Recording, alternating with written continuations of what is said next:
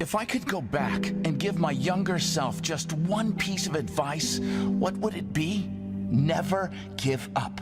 If I could give anyone just one piece of advice, what would it be? Never give up.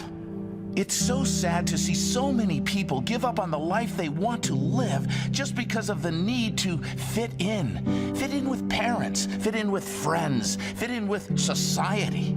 Too afraid to dream of how great life can be because life and others have offered plenty of examples of what can go wrong. Plenty of examples of how hard life is, how much of a struggle life is. Well, I don't buy that. I believe everyone is capable of creating the life they want. I refuse to believe we are stuck. I refuse to believe in limitation.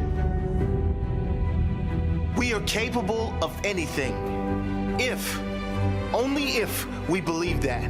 Because with belief comes action. With belief comes possibilities. With belief, we are open to opportunities. When we refuse to give up on our dream, when we seek to find examples of those who have achieved the life they want, when we want to learn how we can make steps forward every day, when we are open to learn more, when we are willing to work for it, when we trust our intuition and follow our hearts, when we have the courage to trust the universe and reach for the sky, well, then anything is possible. If you believe it, you can achieve it. If you can dream it, there's no doubt you can be it. Believe in yourself. Shakespeare said, "Our doubts are traitors and make us lose the good we oft might win by fearing to attempt." See, most people fear failure so much they don't even try. Therefore, they fail by default. Achieving anything of significance in life will never be easy. But the only way you can guarantee not achieving anything is if you never try in the first place. You do not know what is going to happen in the future. Anything can happen if you believe in yourself and are willing to learn how to make it happen. It might not happen right away. It might take you longer than expected. But if you are committed and maintain belief that in the end you will achieve your desired outcome, you will achieve your desired outcome. Never give up. Never, ever give up.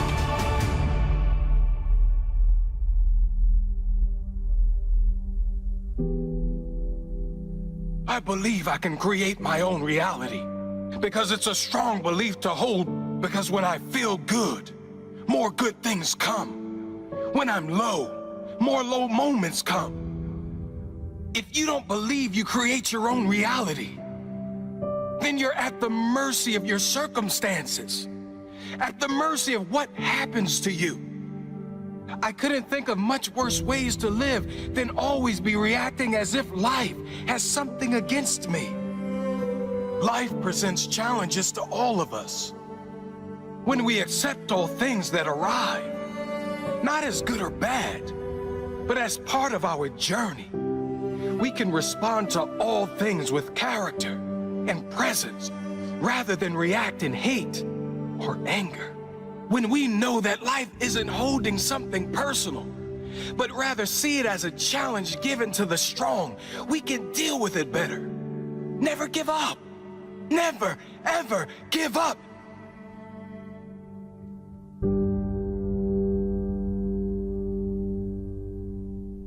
Fear is not real. The only place that fear can exist is in our thoughts of the future. It is a product of our imagination, causing us to fear things that do not at present and may not ever exist. Do whatever is required. Just go out there.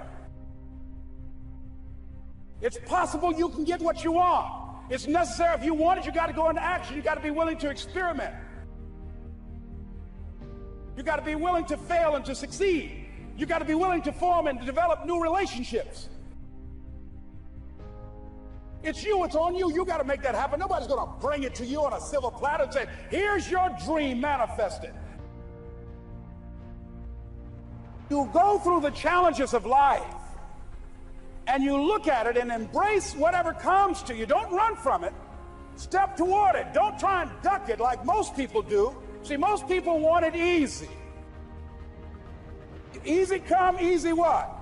Easy go. When you handle those hard things close at hand, making those hard decisions right now that you don't want to make. In times of suffering, what we do is we forget how hard we really are. Because that's what suffering is. Suffering is a test. That's all it is. Suffering is the true test of life. The beauty is remembering this young, dumb, what people call nigger, is now where I'm at today. And that is, when you finally get to that point, for me, it's forever lasting peace. Greatness isn't running 200 miles at a time or doing 4,000 pull-ups or being a SEAL. Greatness is whatever the hell you dreamed of in your own mind. You gotta first see it. You gotta first create this vision in your mind. And then that's when I come into play. Once you create this vision in your mind, it's how am I gonna get there now?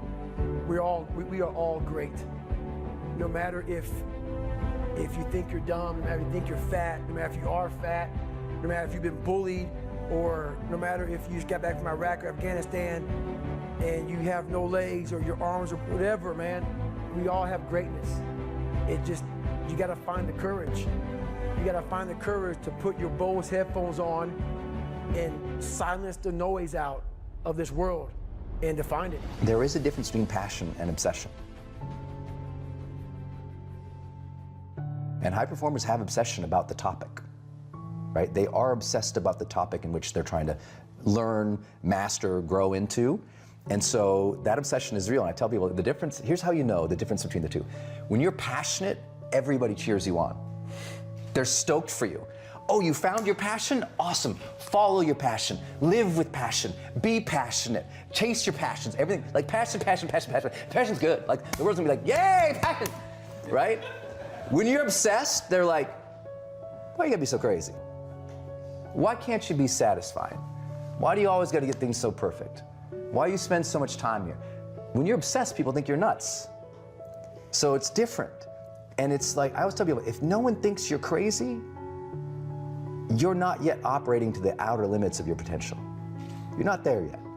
Because somebody in your life should say, man, you really care about this in like a crazy way. And when you get there, you know you found your thing. And not everybody finds that. I think that's also why it's scary. Some people go, well, I'm passionate or I'm happy, but I don't really obsess about anything. You know, most people obsess about, their shows on Netflix more than their life. I know people who obsess more about their thread count in their sheets at their house than they do about the impact they're making in the world. Why do you think people can slip into an obsession over Netflix or whatever, or thread count, but they don't do that for something that could really change their life? Feedback. That's interesting. It's not what I expected you to say. What do you mean by that? Because, buying something or getting pulled into Netflix, being obsessed about something that gives you no feedback is not scary. A real obsession, like trying to make an impact in the world, you're getting feedback. You try to make a difference in somebody's life, they're gonna tell you, that doesn't resonate with me, Brendan. You try to make a difference in a nonprofit, you try to change the world, you try to start something like this, and the views come or they don't come, there's feedback. And people are terrified. It's one of the 4 central fears we all have, is rejection. We're terrified, like to be rejected. And think about, if you really want to make an impact, you're going to get a lot of judgment, you're going to get a lot of hate, and ultimately you're going to get rejection. People are going to just diss on you, people are going to say that's not good enough, people are going to say, who do you think you are? And people are so worried about that they stop. And so it's easier. Things that don't give you feedback. Watching Netflix don't give you no feedback. It's easy. There's no disappointment there. Even if you don't like the show, what do? You just go on to the next show. There's no disappointment there. I think trying to make an impact, there's a lot of disappointment and fear and potential for rejection. So people don't get obsessed about making a difference and making an impact because it can hurt. Well, imagine like last night, I'm going on the stage, right? if my identity says I am a public speaker and it is important for me to be excellent at this, and then I go on stage and I bomb, what does that say about me as a person? So we've got about 50 years of work in psychology, the field of psychology, saying do not tie your efforts to your identity, because that risk of disappointment or rejection, you know, if the task fails, you shouldn't take that as a defining moment in which you say, I am a failure, right? So that's the risk, and that's what, you know, psychologists tell us to be wary of. Except, it turns out that high performers flip that on its face and go, well, actually, no, I do get bothered if it fails. I really get upset about it. I am attached to the process here. I do care if it turns out well. I mean, that's why they obsess about the details. That's why they care about excellence. It's like, no one obsesses about the details or cares about excellence unless it means something to them.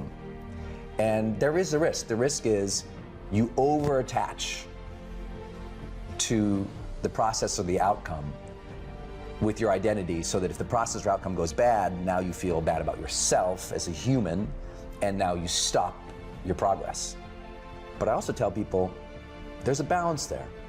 I actually wish more people would attach some identity to what they're doing. They wouldn't go through the motions as much. I mean, I think what the world needs less of is half-interested parents who don't have an identity that says, you know what? I'm gonna be an excellent parent. I think we have a lot of CEOs or business people or entrepreneurs who they've never stepped in and said, you know what? I'm a CEO. I own this business. I am responsible for paying the bills. I am responsible for making the money. I'm responsible for all these people's mortgages who work for me.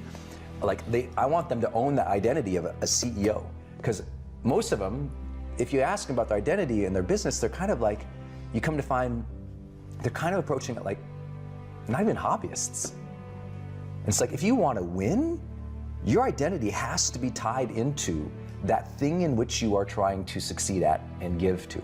And that takes a lot of guts to put yourself all in for something, but who's ever contributed something with tremendous impact without being all into it? I've never seen it. So I think the message of the book, you're right, I'll get some flack from a lot of psychologists say, don't tell people to tie more of their identity. Or my friends who are Buddhists will say, but attachment is the form of all suffering. Brendan, have you not read your spiritual texts? I'm like, look out, calm down. I've hung out with the Dalai Lama, I'm totally cool. But what I'm trying to tell you is even the Dalai Lama has a connection with himself as a spiritual leader. His identity is still there. That people, you know, assume that, you know, we have to release ourselves from having any attachment to something, but I'm like, I think we all want to be present and engaged fully in the things that we are doing in our lives. And that's going to require us to say psychologically, you know what, I am all in this. Learning is the ultimate lever to leveling up. Passion plus growth plus contribution equals personal satisfaction. Yeah, yeah. It's like those all coming together, a lot of people have never experienced. And it's hard for you and I to say that as personal development guys, but it's true. There's a lot of people who have never had those three completely line up, so they're not satisfied even with their job or their career or their life, because the passion isn't there. Even if the passion's there, they don't feel like they're growing. But everybody who I talk to, do you remember that first personal development book you read? Do you remember that first time you wrote tons of notes about what you wanted your life to be about? Do you remember that first time you watched a movie that inspired you to go change? There was fire there, because that learning, it opened up your mind to a new level of existence for you. And as soon as you saw it, you were like, ooh, ambition hit your heart. And now if you can match it with contribution and you can see how that passion or that fire or that learning or that growth all aligns to some type of impact, now you're getting me fired up, because now I can see the outcome of all the work. A lot of people don't do the work because they don't believe the outcome. That's interesting. You know, if and psychologists talk about the power of expectancy. When we talk about motivation, there's only two things that spark motivation. One is ambition, and that is I want more of, or I want a greater depth of, right? I want a greater depth of connection with my lady, that's ambition. Or I want a better meditative practice, that's ambition. right? I want to be better at my job. That's ambition. So it starts with ambition. But ambition, if it's not coupled with what they call expectancy in psychology, you're screwed. Expectancy says, I believe that I can figure that out. I believe that I can achieve that. I believe that that is possible for me. Because if we don't believe it's possible for me, you can show them all the results from 1,000 people, right? How many people say, I want to get in great shape? You know, Tom, I'm gonna do ketosis. I'm doing the ketosis thing, man. And they hop on your Instagram and they see the cuts, they see the changes, they see the transformations, but they don't believe it's possible for them. So they don't try. Expectancy is their problem. You got to bust through the beliefs to get them to understand that it is possible for them, not for other people, for them. And if you can open that gate for somebody, and often that's only achieved through learning, when we honor the struggle instead of hate the struggle, we can really achieve extraordinary things because our mindset's in the right place. It accept, like, as soon as you honor the struggle, you accept that, oh, of course, there should be struggle here. I should honor this process. When you go to the gym to work out, you like honor that this is going to be hard, and honor that process of getting better. And the more that you bring honor to it, the more your psyche builds with strength, and you get a little bit of that esteem back because you see yourself engaging something versus avoiding it and running away. You see yourself connecting with something and giving it reverence. You're like I have reverence for the difficulties of life. They may be better. So I don't want a friction-free life. I'm not interested in it. You know, I like to say sometimes that, you know, the journey to greatness begins the moment that our, you know, deep desires for comfort and ease are overpowered by our desires to connect and contribute.